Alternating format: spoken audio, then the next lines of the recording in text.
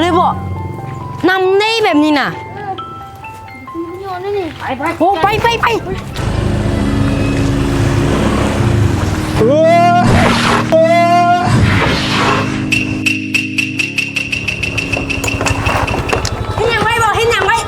เฮ็ดอย่างไรบอก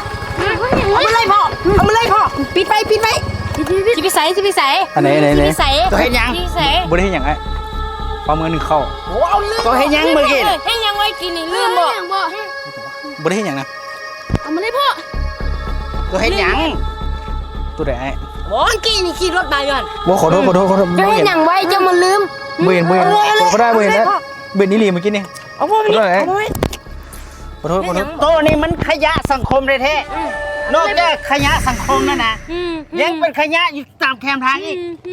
อันนี้นะตัวทิมเห็ดหยัง